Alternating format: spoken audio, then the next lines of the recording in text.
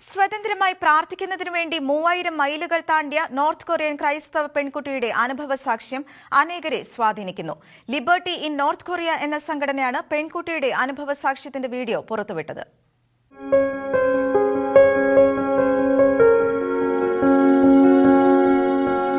പതിനേഴ് വയസ്സുള്ളപ്പോഴായിരുന്നു സൂക്യുങ് കാങ് തന്റെ ദൈവത്തെ ആരാധിക്കാനുള്ള സ്വാതന്ത്ര്യത്തിനായി വീടും നാടും ഉപേക്ഷിച്ച് ഏറെ സാഹസികമായ യാത്രയ്ക്ക് ധൈര്യസമേതം ഇറങ്ങിത്തിരിച്ചത്.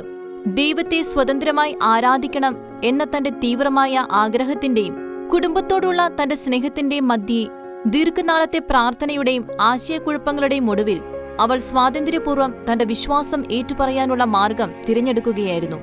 നോർത്ത് കൊറിയയിൽ ഭരണകൂട ക്രൂരതകൾക്ക് ഏറ്റവും കൂടുതൽ ഇരകളാക്കപ്പെടുന്നത് ക്രൈസ്തവരാണെന്ന് സൂക്യുങ് പറഞ്ഞു. ക്രൈസ്തവ മതം തങ്ങളുടെ അധികാരമേൽക്കോയ്മയ്ക്ക് തടസ്സമാണെന്ന് ഭയന്ന് തങ്ങളെ തന്നെ ദൈവമാക്കി പ്രതിഷ്ഠിക്കുന്ന നോർത്ത് കൊറിയയിലെ ഭരണാധികാരികളുടെ നിഷ്ഠൂര നയങ്ങളിൽ ക്രൈസ്തവർ കൊടും പീഡനങ്ങളാണ് നേരിട്ടുകൊണ്ടിരിക്കുന്നത്. നോർത്ത് കൊറിയയിൽ മിഷണറിയായിരുന്ന തന്റെ ബന്ധുവിനെ പോലീസ് അറസ്റ്റ് ചെയ്തത് തന്റെ ജീവിതത്തിൽ സുപ്രധാനമായ ഈ തീരുമാനത്തിന് പ്രേരകമായെന്നും സൂക്യുങ് വെളിപ്പെടുത്തി.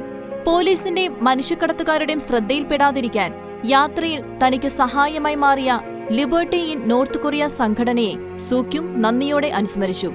സൗത്ത് കൊറിയയിൽ സുരക്ഷിതയായി എത്തിച്ചേർന്ന താൻ കൃതജ്ഞതാ നിർഭരയാണെന്നും ദൈവിക പദ്ധതിയോട് സഹകരിച്ച് നോർത്ത് കൊറിയയിൽ വിശ്വാസ സ്വാതന്ത്ര്യത്തിനായി താൻ തുടർന്നും പോരാടുമെന്നും സൂക്യുങ് കൂട്ടിച്ചേർത്തു. ഇന്റർനാഷണൽ ഡെസ്ക്, ഷിക്കന ന്യൂസ്.